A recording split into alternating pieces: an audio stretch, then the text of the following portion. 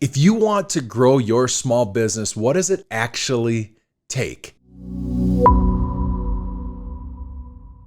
Hey everybody, Rob Satcher from Feedback Wrench. And one of the things I've been realizing, I watch a ton of YouTube, and it seems like a lot of people have tons of advice, but not a lot of execution. If you're watching people online, whether they're on TikTok, Instagram, or YouTube, they don't have evidence of their get it done credibility. Be very suspicious, because there's a huge difference in telling you things that are true and telling you things that will absolutely get it done in terms of building, starting, and growing your own small business. I have been finding vast amounts of influencers that want to give you advice about content creation, about search engine optimization, but all sorts of things that supposedly will help you become a millionaire, be free, enjoy all the benefits of entrepreneurship. And they're full of crap. They've never gotten results. And I'm not here to sound negative. I want you to be equipped with a couple of really important things that I want you to know. First off, you have to become credible. If you want to grow a small business, you want to be an entrepreneur, doggone it, you better get good at solving problems. I believe that the two primary functions of an entrepreneur are, number one, you have to get sales. That means find people that have a problem that needs solving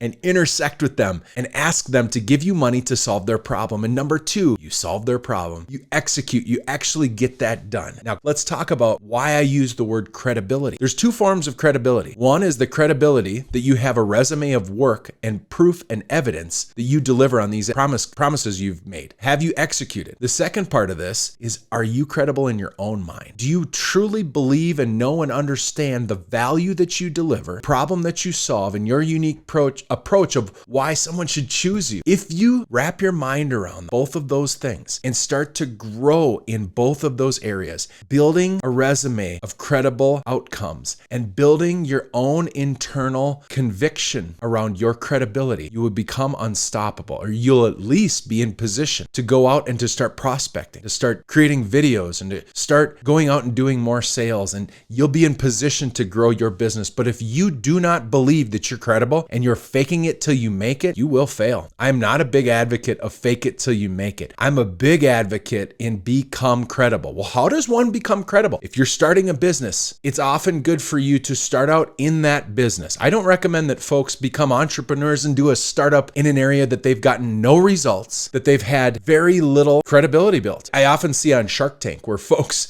will start a restaurant, or what is it, Gordon Ramsay's show. I start a restaurant. Why? Because I like the restaurant industry. Why? Because I love eating at restaurants. That's a terrible reason to start a restaurant, right? If the primary thing that's getting you involved into a business is that you like the benefits of it, you should be very suspicious, because what it needs to be is that you understand what the main reason to get involved into a business is that you can use, it's within your hedgehog concept. Now, what do I mean by that? You should get involved in types of businesses that can leverage your experience to be excellent at. Number one, can you be excellent at something? Do you know how to actually do this thing well, or can you learn? Number two, is it something that you can be passionate about? Will you get up in the morning and pursue excellence and pursue the grind to help people in this area? Can you be passionate about it? And number three, can it drive your economic engine? I'm flabbergasted by how many folks I intersect with that start businesses that never play the movie forward about how difficult it will be to feed your family on the net profits. Have you ever considered how many sales you're going to have to get in order to break even? You must do those things. So when you're considering a type of business to start, and if you think about, is it something that I want to start and become credible in? Number one, you have to decide, does this fit my hedgehog principle? Only do things that meet all three. You can drive your economic engine, you can be passionate about it, and you can be excellent at it. You can be good at it. If that's true, then pursue it. Now, the second thing is, you have to build credibility. The best way to do that is to start at cheap or free, or get a job in the industry and do it as an employee. Those are the three best ways. How do you build credibility in order to start a business? You have to either get a job in an industry and learn from it. Go work at a competitor and learn everything about the competitor. Does that sound a little dishonest? Perhaps, but it is not. It is a very surefire way for you to get credible in the industry. So go get a job at a competitor and learn it for 2 years. Go put that work in. 2 years will go by like a fart in the wind. It'll be so quick you won't even know. Number two, you can start doing it for free. And that means you go find folks that perhaps have that problem and you pitch the idea. I'm looking to start this business. Would you allow me to do this for cheap or for free? And initially do it for free. Get credibility. Learn from it. Give it away for free. I started 2 businesses and both of them, our initial clients, we did it for free. Once we did it for free, we said, what could we do better? We learned from it. We kept improving. And eventually I went out and I showed that person as somebody who we did it. We leveraged that credibility of delivering the results. So you can start out finding people that want it for free. Show that you delivered the outcome, right? Not just that you met the minimum expectation, but that you delivered some benefits, that you actually added value. And then you can use that previous, that number 1 free sale you did, use the value you delivered there as a credible result that you got as you go forward to the next sale. Then do it again, raise the price a little bit or do it for free. Perhaps you need to do 3 to 5 free or very cheap or very inexpensive customers when you first start going in order to build a resume of credibility. And once you do that, you know what's going to happen. And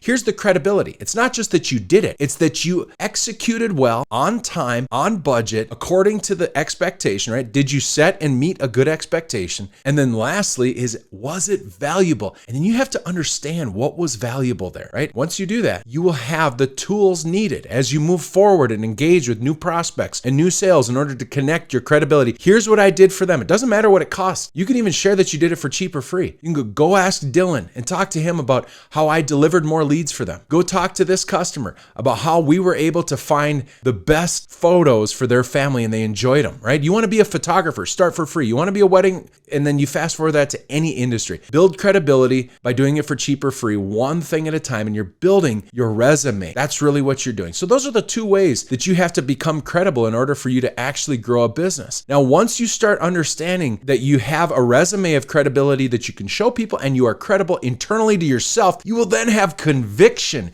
as you unbox the ways that you can actually help people. And that's what this business is. That's my big second tip is if you make your mission in your business, yes, get sales and yes, execute, but what you're really doing is serving and honoring people, helping people go from stuck to better, from here to there. You are a guide to help them move to a better future. That's what capitalism is. And that's what people don't understand when they criticize the free market. That on one end of the spectrum, these evil corporations, they're certainly evil corporations. Usually it's tied to the amount of government and cronyism and protectionism that they've acquired for themselves or the influence they buy unduly through lobbyists, right? Usually corporations are only as corrupt as the amount of government power there is to protect themselves. That's a whole other story, but holy cows, that rant went all over the place. But as you're building your credibility, you have to be passionate about actually helping people. A corporation, a business that thrives, embraces this idea that you are out there to serve people, to solve problems, to make their life better, and to get them to choose you, right? If you treat people so well, what's going to happen is people will choose you over their competitors. If you don't believe in your bones that you've crafted a business or a solution,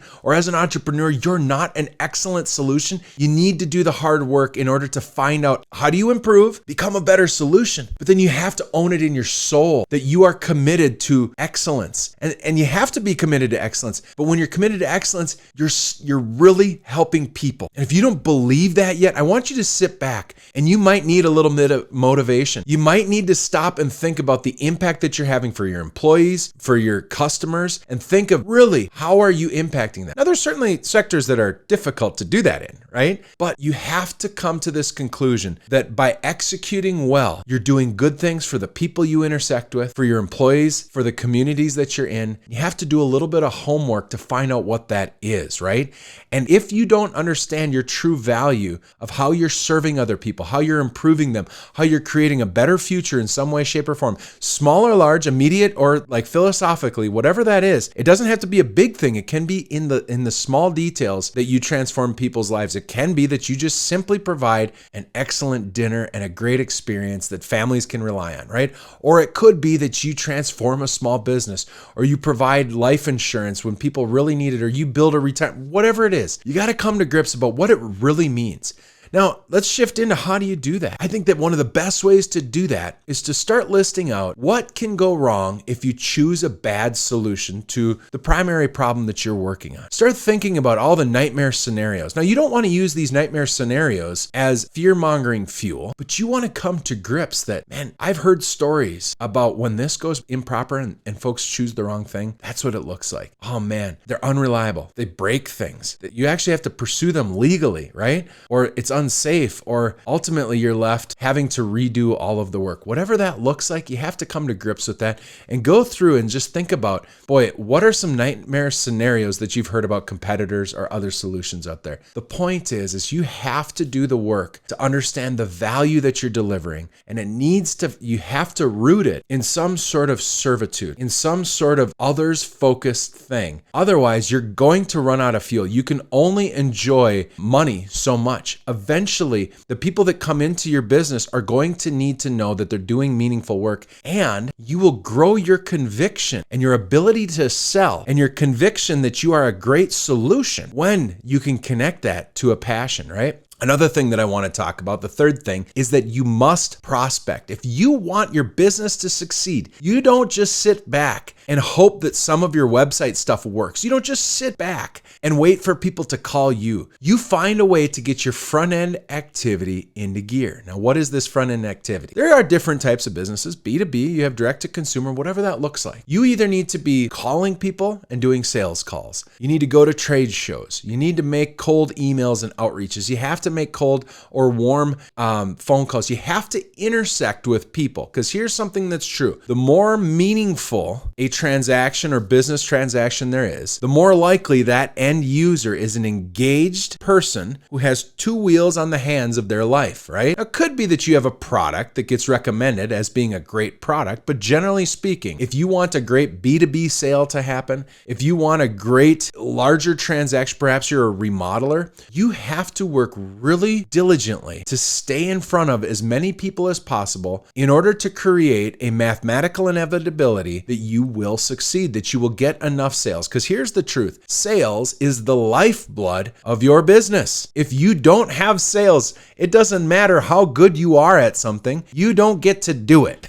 So you must figure out how to get more sales. And the truth is that sales is all about, I think great sales is not about pushing and sliming. We often say it's not about cold calling, but what it is about is that you're in the business of finding people with a problem. They're stuck. They have some sort of problem. You engage and solve that problem and bring them to a better future, a better tomorrow, a better there. You move people from here to there. Now there's immediate problems. There's philosophical problems. There's deep problems. There's some basic stuff that you can hit on or some really deep stuff. But when you embrace this thought that sales is not about going out and trying to pressure people into giving you money, but what it is about is getting in front of as many people as possible with problems that need to be solved, or who are stuck in a certain situation, or who are eventually going to make some sort of purchase. And then you have to find a way to cultivate a relationship, and when I say you have to cultivate a relationship with them in some way, shape, or form, that doesn't mean that you become their friend, but it means that you somehow position yourself as a guide to solve their problems. I made a video that said, I think that all sales are about relationships. And somebody says,